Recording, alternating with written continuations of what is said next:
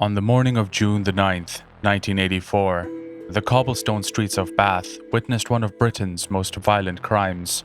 The lifeless body of 17-year-old Melanie Road was found lying in a pool of blood, but there would not be a single witness or signs of a suspect. The case sparked one of Britain's biggest manhunts, but that was only the beginning. Lead after lead, it seemed like every attempt to follow through on a clue would lead to a dead end. For 32 years, the perpetrator eluded capture, but in 2014, a stroke of fortune with new forensic DNA technology exposed the truth, leading detectives to a man who had enjoyed a seemingly perfect life, yet harbored a chilling, hidden darkness. Make sure you're subscribed. Now, let's lift the thin veil.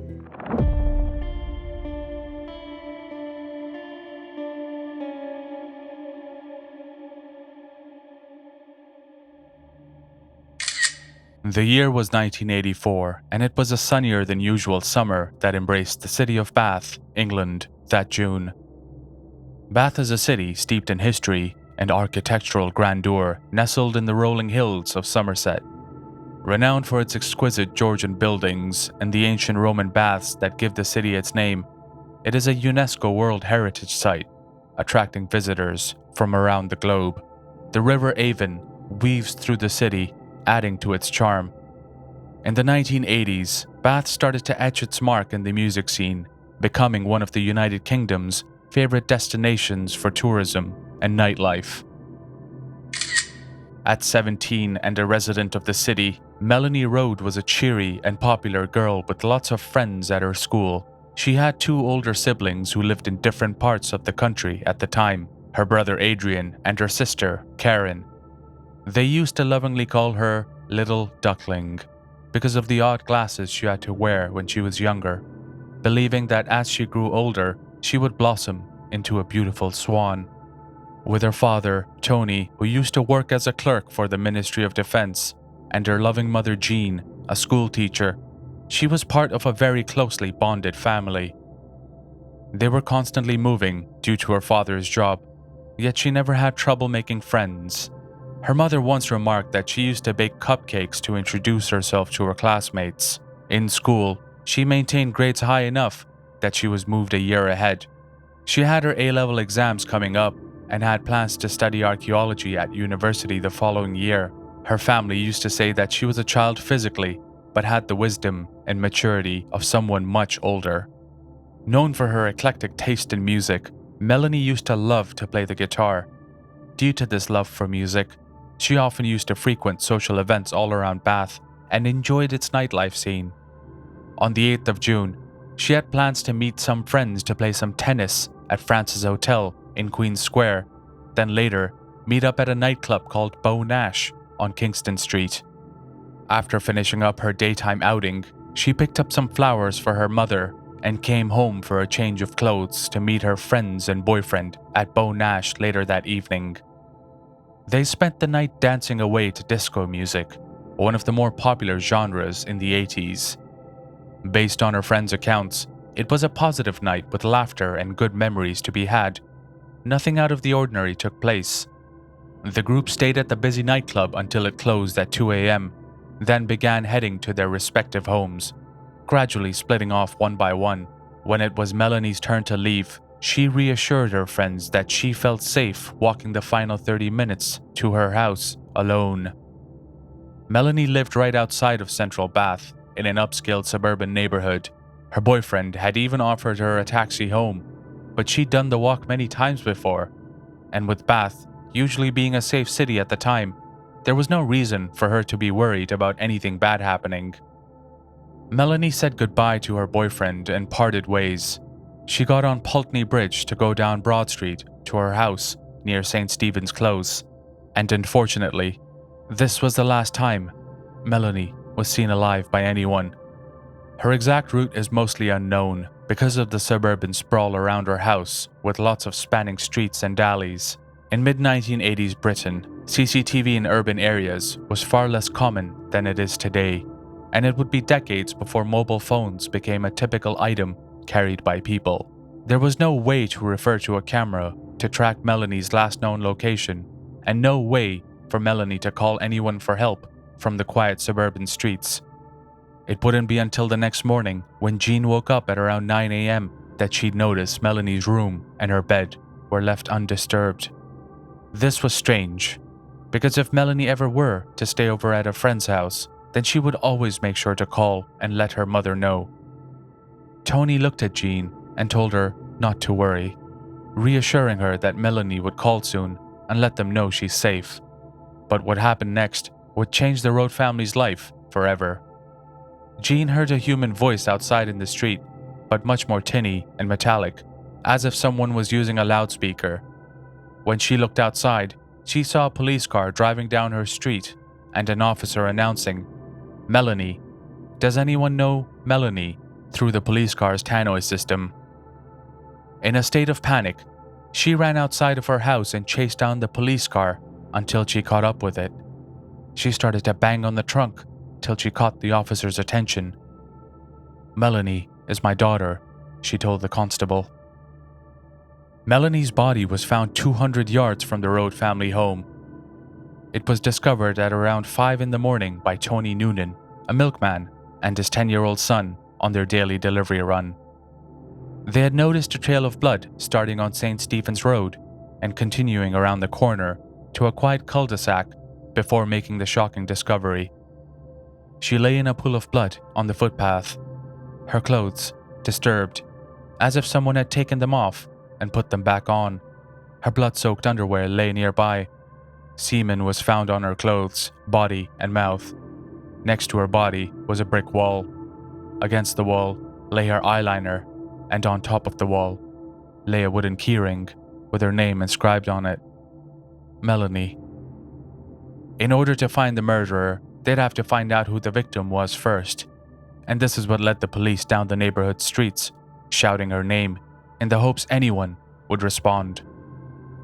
Upon further investigation, she had been stabbed, and following this, she tried to run. The attacker must have caught up with her and then continued to attack her. It was a slow and vicious attack. There were about 26 incisions on her back, including 8 on her right breast and the right side of her torso, indicating the perpetrator could have been left-handed. It was clear she had been sexually assaulted, twice, which was confirmed in an autopsy later.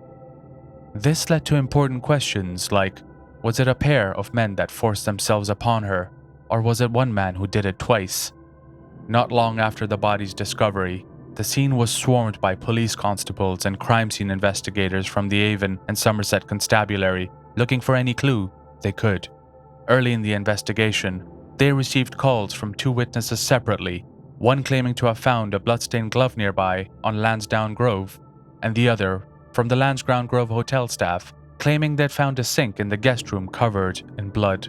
Some neighbors complained of hearing screaming in the streets, and another group, near a block of flats near Camden Crescent, claimed to have heard a male voice bellowing in regret.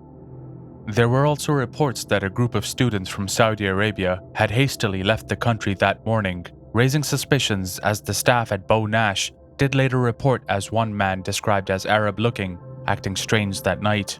But these leads did not provide much, if any, substance. The blood in the sink was just a tour bus coach driver's who had cut himself shaving, and the blood-stained glove had no relation to the case. Trying to question the students from Saudi Arabia would have a lot of legal hurdles. In the United Kingdom, anyone suspected of a crime has to go through a fair and just trial, but in Saudi Arabia, the punishment for murder is the death penalty. There were no witnesses to the crime, no murder weapon, and Melanie's family couldn't think of any reasons why anyone would want to hurt her. Melanie was not the type of person to get into arguments or start fights. There wasn't much for the police to follow up on. That's until they noticed drops of blood that started at the cul-de-sac close to Melanie's body and led to a nearby junction. They stopped for a little while and then resumed until they led down a set of steps to a notable block of Georgian H flats on a street called Camden Crescent. This was not Melanie's blood, it was that of someone who had left in a hurry. Could it have been the killers? A map would be drawn up representing the blood, with the red dot identifying where Melanie's body lay, the orange dots being her blood, and the green dots representing the blood of the suspect. The issue was that this was a time before DNA could be stored or analyzed. One thing that was a potential breakthrough was that the blood makeup was rare, with only 3% of the male population in the UK having that makeup of blood. To get people to come forward, police put out a mass media campaign called Operation Rhodium, where they encouraged people to report their male partners, sons, brothers, or fathers if they had any suspicions about them. It was played on TV, cinemas, and the radio, and there were ads in newspapers and poster campaigns. Eventually, 94 people were arrested over the year.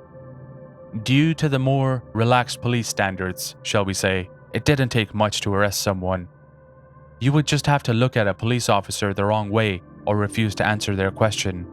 But also among these arrests were known sex offenders, people carrying weapons, and other violent offenders. 19 of these arrests had people who matched the blood makeup found near the crime scene, but most of them had alibis. Police identified 3 men they wanted to speak to: a man seen riding a bicycle on St. Stephen's Road, a man seen sitting on a nearby church wall, and another man seen jogging near the crime scene. These people would not be identified. Being a tourist city, Bath had a lot of people visiting from abroad, especially because it was summer. The police even made inquiries and asked their counterparts in Japan, USA, and Canada to interview potential suspects, but there was not much progress there. The desperation to find the killer or killers was palpable, and the evidence associated with these arrests and interviews mounted over time. This was a time before computers, so everything was done on paper. In the end, there were approximately 35,000 pieces of documented evidence, and the police had spoken to over 10,000 people. Melanie's family held her funeral in December 1984, saying their goodbyes.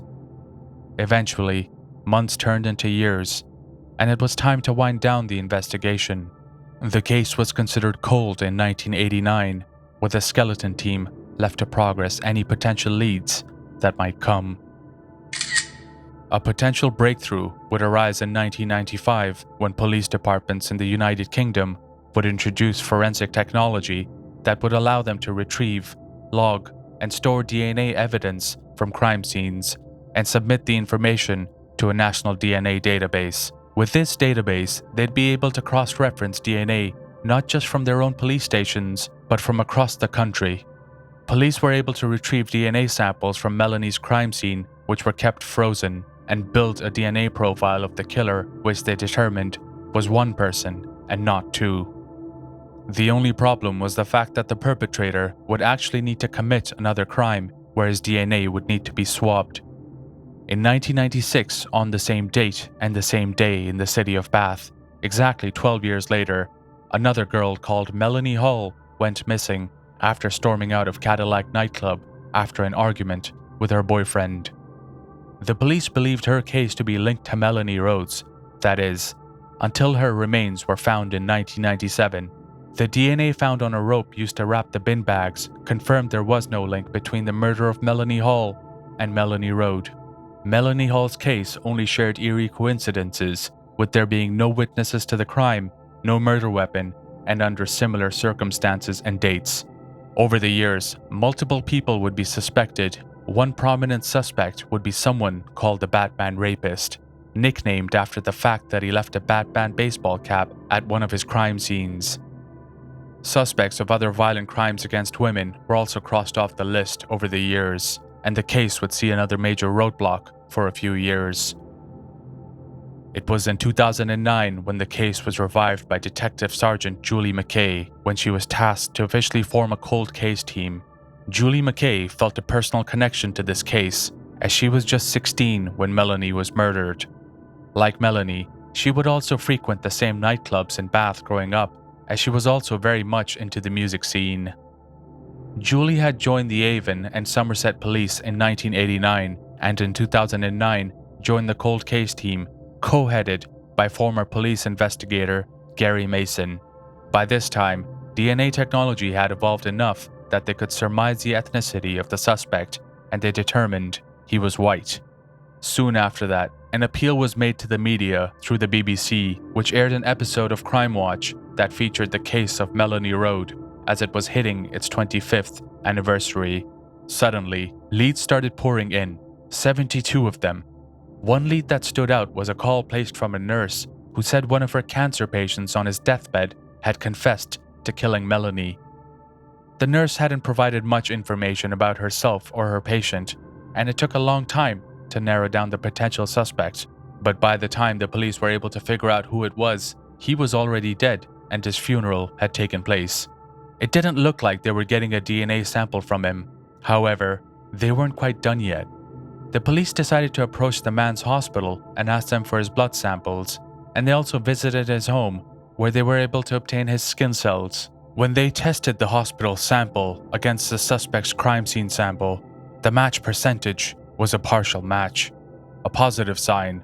The partial match showed that the hospital DNA sample was 97.5% similar to the killer's sample, but the same could not be said of the sample obtained from the skin cells at his home. The man who confessed was not the murderer. The investigators were back to square one. Going back to the leads, they decided to try out another strategy, to reach out to the 72 leads again, which didn't provide results straight away, but then one night, in October 2010, a message was left for the cold case investigation team from a man named Ben. He not only claimed to have been at the site of the murder, but also a witness to it. On the night of the murder, Ben was driving his camper van along the stretch of the road where Melanie was found. At this point, Melanie was still alive but arguing with a man who looked to be a normal build, early to mid-30s, and had dark hair. This meant that Ben had seen the pair right before the suspect attacked her. Melanie then screamed at the man and started to walk away when he suddenly prodded her with a sharp weapon. She ran into the cul-de-sac and he caught up with her and continued to stab her while he sexually assaulted her. Ben didn't see this part, but the scenario was built upon the corroboration of the information the police already had. Ben had notified the investigators that he was autistic but had extremely good memory, so he remembered even the finer details like it had all happened yesterday. After seeing the tense exchange, Ben parked his van near his house nearby, then walked back to the spot where he saw the pair. When he walked past the man, they acknowledged each other and said hello, but he also noticed the man was bleeding from his left arm and was dripping blood, his right arm tucked into a pocket. Ben followed this man down St. Stephen's Road, then down the stairs towards the flats by Campton Crescent, where he eventually ran off. This sounded too good to be true to the investigators and hard to believe, but then Ben drew a map of his trail. This map tallied with the blood spot map the police had drawn in 1984, which wasn't made available to the public. Had the police finally found a key witness after 26 years? There was also the question of why Ben didn't approach the police earlier with this information, but as it turns out, he did. The morning after the murder, Ben tried to speak to the police when he saw them at the crime scene, and they told him that the investigation team would be over to his house to collect more information. Records confirmed that when the team did their door-to-door rounds in the neighborhood afterwards, they stopped short of his house. He later tried to get in touch with police twice over the years, but was ignored, or they claimed to have not known what he was talking about. The investigators now had a rough idea of what the suspect might look like, but that didn't change the fact that they still needed a DNA match to find out who he really was. The cold case team was also assigned to current cases, so any progress on Melanie's case was likely to be very slow. In 2013, Detective McKay decided to order a forensic review of the items found at the crime scene in 1984. Something curious turned up. Melanie's shoe showed a faint bloody fingerprint. This was a potential lead, but due to all the fingerprint records from the time of the incident being on paper, it meant that approximately 8,000 fingerprints would have to be matched manually. This proved to be a race against time, as the British government was in the process of destroying fingerprints that hadn't been used under the newly implemented Protection of Freedoms Act. There were no matches, and the fingerprint turned out to be a blood scientist's who was part of the investigation team for the murder in 1984. Swabbing potential suspects continued to no avail. However, all was not lost. Advancements in forensic science, particularly familial DNA technology, offered new hope. This tool helps identify or eliminate suspects based on their relatives' DNA. When a crime scene yields DNA evidence, investigators create a unique genetic profile and compare it to existing profiles in DNA databases. If there isn't a direct match, they look for partial matches that suggest a possible relative of the perpetrator. Investigators then collect DNA samples from these potential relatives. By comparing these samples to the crime scene DNA, they can eliminate individuals who don't match. This process continues until the suspect pool is sufficiently narrowed or the perpetrator is identified. For this case specifically, it meant that swabbing one person could eliminate the rest of their male family members from the pool. But on the other hand, a partial match may indicate the person has a male family member whose DNA might match the killer's DNA from the 1984 crime scene. The only thing was that it cost between £5,000 and £20,000 to run each time, and its effectiveness heavily depended on the amount of DNA that already existed on the police database. Between 2012 and 2014, some 1,080 people were forensically examined and eliminated. A further 2,555 were forensically discounted by other means, for example, if their family members had provided DNA. There were approximately 8,500 names on the list, so going through them individually was going to take too much time, potentially 5 to 10 years and lots of resources. Even though she was being told that no more resources could be allocated to cold cases, Detective McKay decided to request for a familial DNA test. This process took months. When she followed up with the people responsible at the College of Policing, they told her they had lost her application and that she would need to submit a new request, which she did. This delay would actually be a blessing in disguise, as we'll find out later. She eventually received the list, and her perseverance finally produced a result that would lead them closer to cracking the case. The list had a new name with a very strong partial match, a woman named Claire Hampton. Claire Hampton was a 41-year-old woman that had been arrested for a domestic dispute with a boyfriend where she'd broken his necklace. The boyfriend chose not to press charges and was not a central figure in this case. However, the crucial detail was that she was released with a caution from the police. As part of the process, she was required to be fingerprinted and provide DNA samples before her release. Her DNA profile was uploaded to the police national database during the delay in between the first and second request Detective McKay had made for the familial DNA list. Detective McKay wouldn't have seen Claire's name if it was not for this delay. Out of her male relatives, it was Claire's father, Christopher Hampton, that intrigued Detective McKay. He fit the bill. A 63-year-old white male who was born and raised in Bath with a potential DNA match. But there was one problem. Christopher had a spotless record. His brother, Michael, described him as a quiet kid growing up who got into a little bit of mischief maybe once or twice in his life. Christopher was one of 5 siblings. He met his first wife, Pauline, in school, and they were married and pregnant with their first daughter, Claire, in 1972. This marriage lasted a few years, and at the time of the murder, he was living in a flat in Broad Street, Bath, with his then-girlfriend. By 2014, he was a skilled decorator, a father of 3, with a wife, and an end terrace house in a nice part of Bristol. Every morning, Christopher Hampton would leave his suburban home in white overalls, kiss his wife of 16 years, Julie, goodbye on the doorstep, and drive off to work in his silver Toyota. The Fish Ponds neighborhood was a good place to raise their children, just a short stroll away from Page Park, which features tennis courts and a bowling green. They were considered good parents. Their daughter Amy was recently engaged, and Darren, Julie's son from a previous marriage, was a consultant in the insurance industry. Christopher worked tirelessly to provide for his family, running his own business with relatively large companies as clients. Unlike many colleagues who headed to the pub after a long day, Christopher did not drink. Quiet by nature, he enjoyed collecting war medals. His wife was known for her hospitality, even inviting the entire neighborhood over for Christmas one year. Could this really be the murderer hiding behind a veil of complete normalcy for 30 years? Christopher would have been 32 at the time of the attack, then afterwards, he would have needed to drift back into obscurity and manage to live with the knowledge of what he had done, not telling a single soul about it. Investigator Mason called Christopher sometime in June 2014, where Christopher agreed to provide his DNA swab in a parking lot close to his place of work. There was no resistance from Christopher, which seemed rather odd. The swab came back 5 weeks later as a strong match. The odds of the crime scene DNA not being his were next to impossible. So the police arrived at his house on July the 3rd, 2014, right after he got home from work.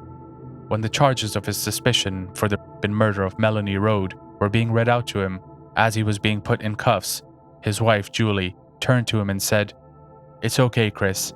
I'll see you later." Christopher responded, "No, you won't." He was taken into custody and charged 42 hours later. Christopher's police questioning was uneventful. He remained completely silent. He sat next to his solicitor and had a written statement which read, "I am not responsible for the murder of Melanie Road."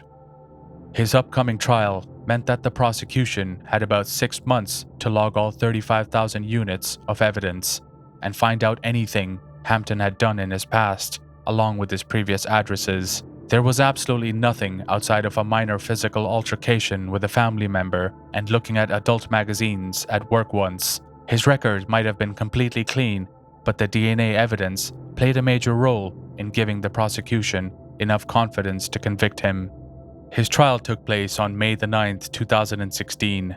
Melanie's siblings, Adrian and Karen, along with her mother, Jean, were in attendance.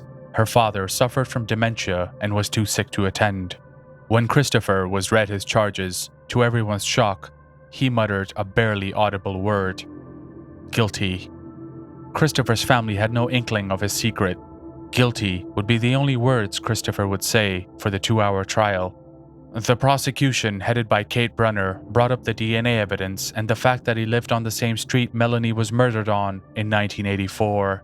The defense, headed by Brian Altman in mitigation, expounded his clean character after Melanie's murder and presented accounts of his family and friends, claiming he had been exceptional for as long as they've known him. The trial also involved Melanie's family reading very moving impact statements and Christopher mostly avoiding eye contact with anyone, remaining emotionless and quiet throughout. Melanie's brother, Adrian, said he had spent the last 32 years walking down the street, seeing men, and thinking, "Did you kill my sister?" He said he had even asked the question in his own mind of some of his friends.